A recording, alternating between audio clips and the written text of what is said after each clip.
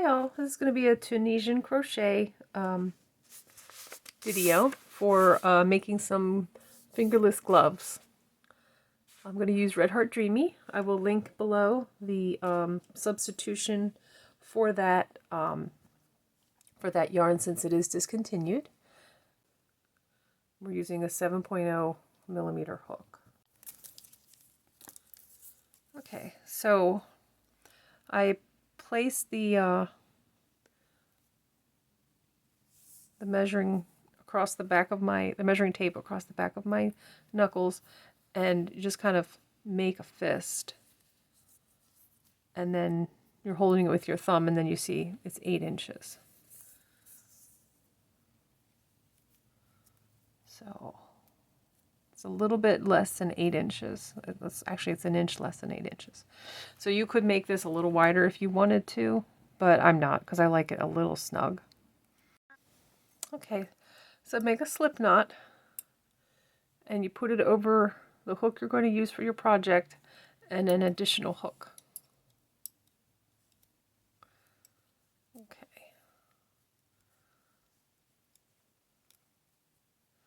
Now you can hold it with like your middle finger or whatever, just to keep it from sliding around and around on you.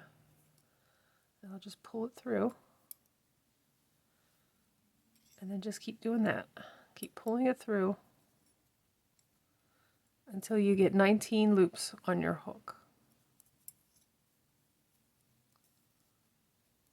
And do them loosely. Don't make them real tight.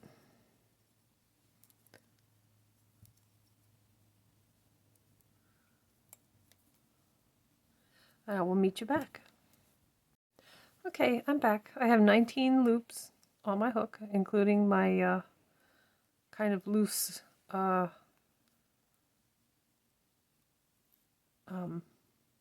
slip knot. I don't know why it does that, but see how it widens at the bottom? It does that. I don't know why. But anyway, you count this, you turn it around, you'll see it. It's right there. 1, 2, 3, 4, 5, 6, 7, 9, 10, 11, 12, 13, 14, 15, 16, 17, 18, 19. Loosen it up off that extra hook, and that becomes your 20th stitch. Okay. So now we're going to go ahead and do the reverse pass. 1 loop is removed on the first stitch, and then you do 2 loops removed going down. It's just like any other normal reverse pass. It's a standard reverse pass. What we've used here so far. I will meet you back. Okay, so we've gone the reverse pass for the first row. Now we're going to do purl stitches. And purl stitches are a little bit fiddly. You want to take your hook and pull it down over the front of your work, and then you go into the front bar, and then you go the opposite way. You go the opposite way. Hook it, and I always hold it with my thumb. I hold that loop because I don't want them to get too tight. So let's do that again. Here's the next bar where we're going to work into as if we were going to do a simple stitch, but this time we're going to do a purl. So you cross under the yarn with your hook, you go into the leg, and then you go around your hook. Okay, and you pull it through, and you hold that loop. Go under, go into the bar, go around in a yarn over, pull it through, holding that loop. So this is a Tunisian purl stitch. So it's easy if you identify your bar first before you start your stitch. Then you take your hook and you push it through, and then you wrap the hook. Then you hold that purl while you pull the yarn through. There's my next stitch. I put my hook under the yarn, go into the leg, wrap it, hold it, and pull it through. Now, purl stitches for me were really hard to master at first. So a little project like this, when you're only doing 3 rows of it, is helpful. Just have patience and do your best. So we've learned a couple of new skills today in Tunisian. We've done a quick cast on, and now we've done a purl. So we're building our skills and our stitch set.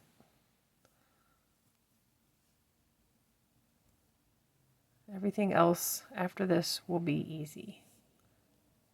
It'll be things that you've already learned in this Tunisian video series.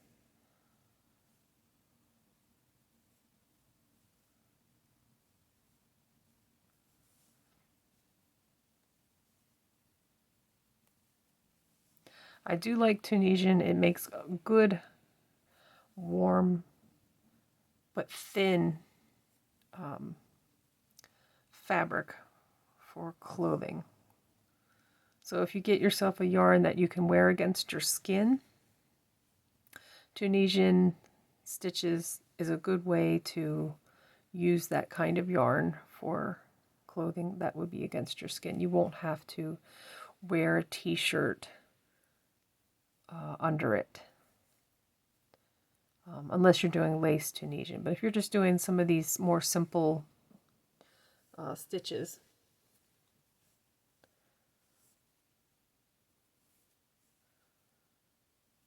they tend to give you the right amount of coverage but still maintaining drape and breathability. And I like to count my stitches before I do my reverse pass. But here's the end stitch right there. You see how it's a little twisted? You have to find both loops on the end there. See, there it is. That's the other loop right there. Let's go ahead and pull those 2 through. So there's the 2 end loops on my hook. Okay, so let's count our stitches. 2, 4, 20. All right. Yay, it worked. Okay. So now we're going to do a return pass. And this is why I just want to point out, this is why it's called a purl stitch. These little bumps, they're really snug up against the bottom of your first row. But as you do the next row, you'll really see the purls stand out. And you pull through 1, and then you pinch this here so it doesn't get too tight. And then you pull through 2. And just keep pulling through 2 until you get to the end. And you can hold your previous, your last stitch that you made right there and just kind of pinch it. And that helps to keep it from getting too tight. You don't want it so loose, but for some reason it looks like crazy loose right now. But then once you put your next row of stitches into it, it fills in and it doesn't look tight, or it doesn't look loose anymore. So loose crocheting, Tunisian crocheting on the looser side is better than on the tighter side.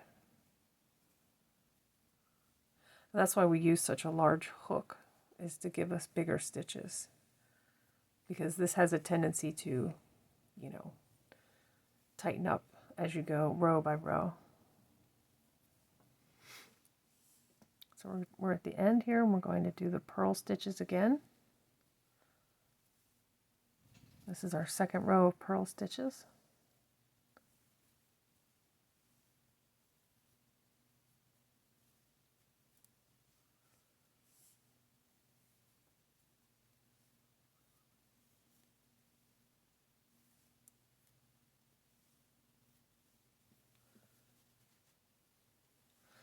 A note about yarn placement: if you're crocheting with your right hand, you want to have your yarn ball on your left so that your yarn pulls this way towards the yarn ball as you're pulling it.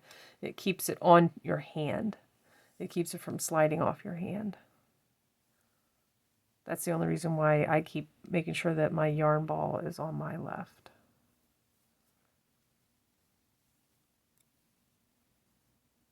Because if it's on this side, the yarn will be sliding off my fingers from the tension.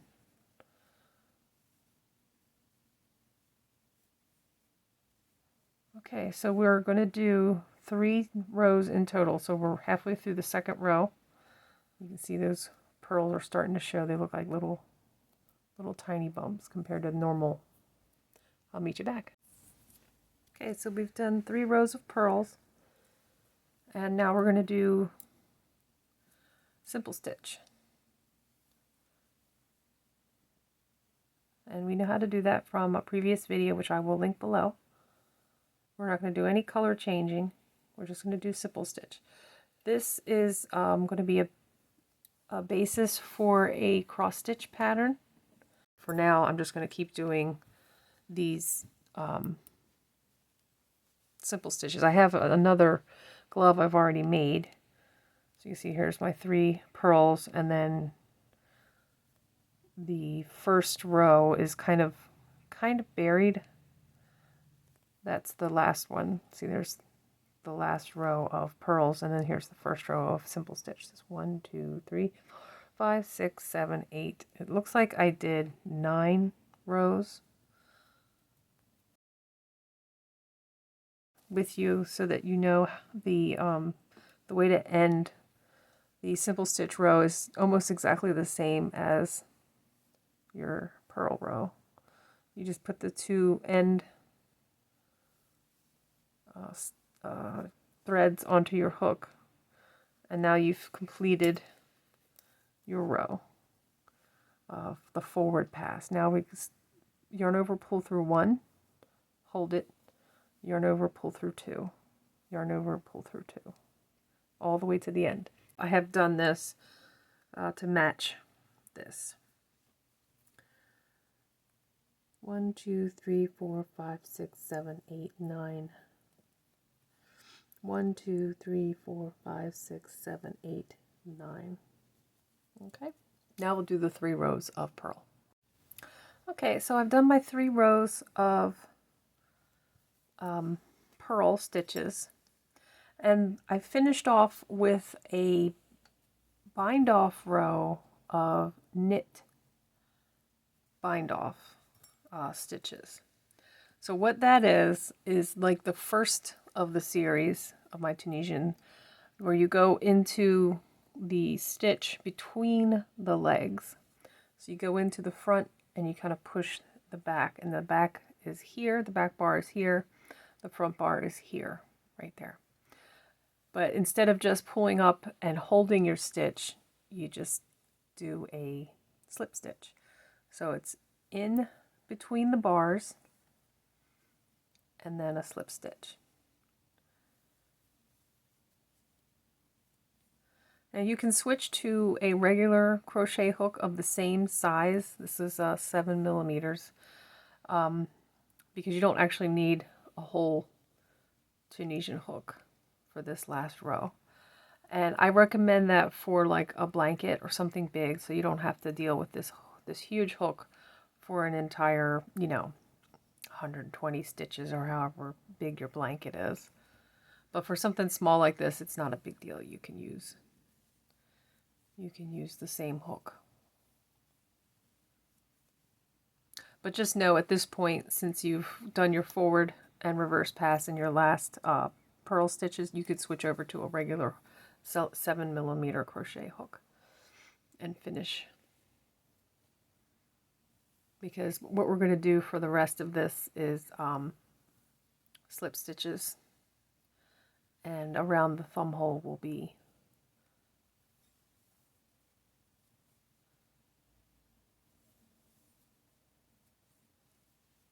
okay. Let's get in there for the end stitch. All right, that is it. we have finished our square that will go around our wrist. And you want to make sure that this part matches. So here's the top of the, right here and here. So now we can do the thumb, which is very simple. We're going to close off our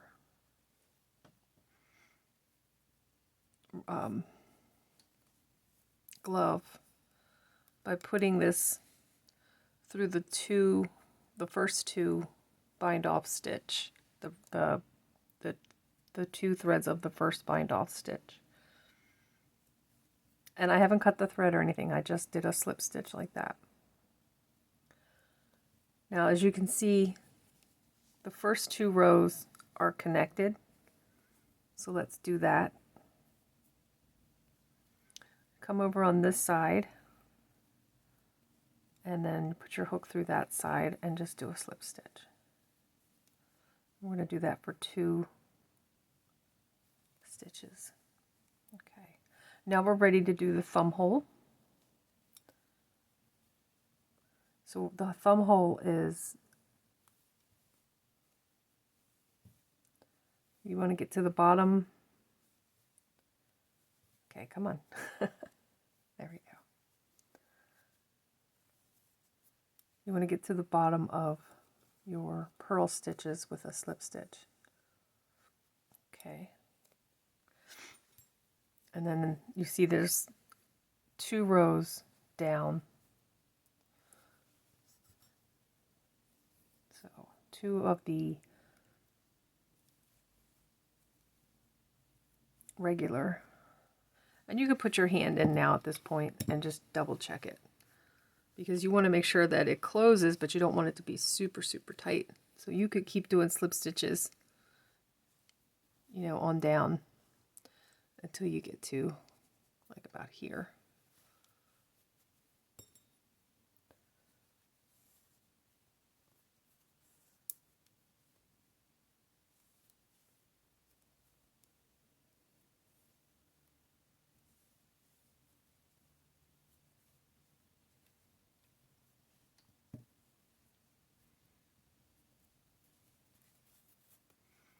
I'm just double checking.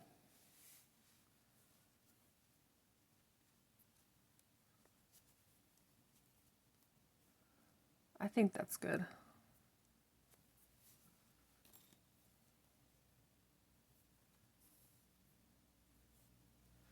So make sure that it's lining up.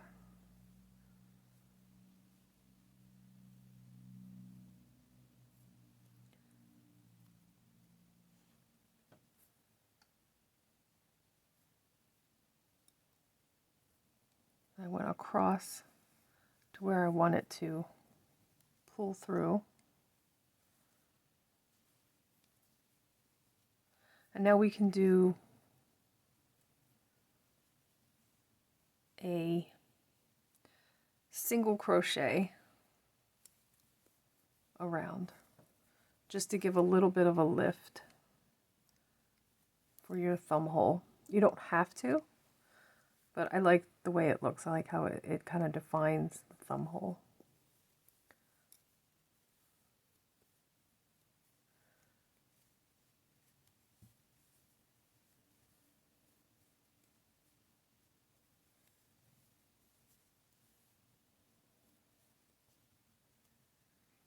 Well, you have to get into these slip stitches. It's not always easy. I might switch to a smaller hook just for this part,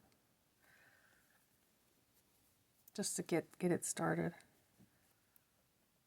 because it's right here, and I'm actually going under 3 stitches there at that corner. I'm going to pull it up and then finish it.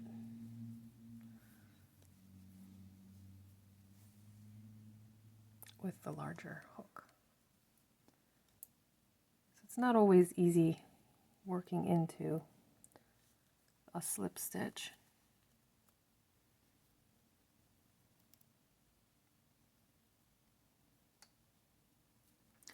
I don't know why they tend to be a little tighter than other stitches, but they are.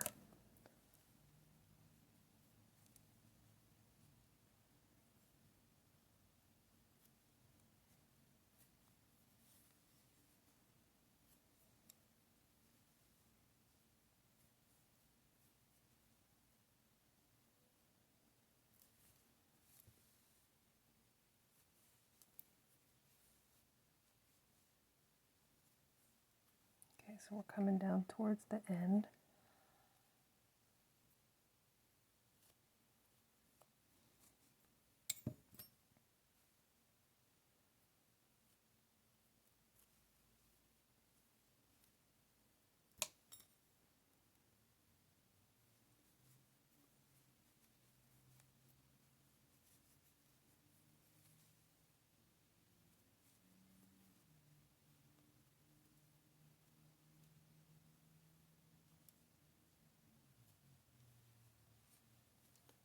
I feel like that's too far down.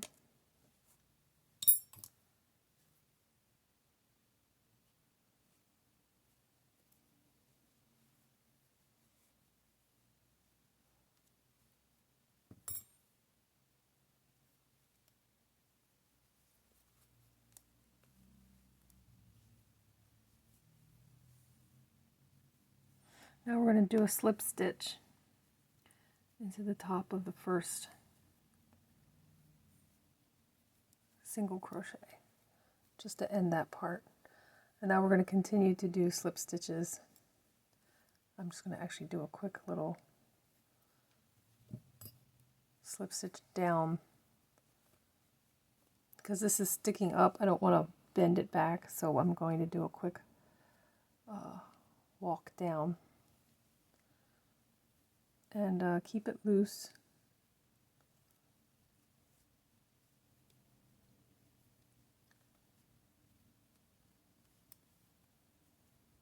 Just walking it down. You don't have to do it this way. I just don't want to cut the yarn. So I'm kind of doing a little free form there. Now go back into your slip stitch to finish off the side of your glove. And just slip stitch all the way down. And I'll meet you there. Okay, so I'm at the end, and it looks like there's just a little bit of like kind of like how it peeks in here. See how it kind of dips in? I want to take the top of this row and go into the stitches here, right at that corner, and just bring it in on this side as well. And you can do 2 slip stitches or chains at the end, and that will give you a little extra knotted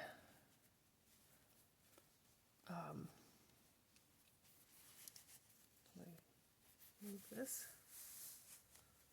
Okay.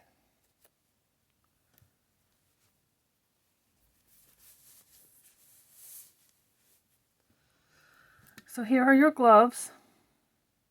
I hope that you enjoyed this. In the next video, I'll show you how to do design on the back, like crochet, for like cross stitch. So again, thank you for watching. Please like and subscribe, and I'll see you in the next video.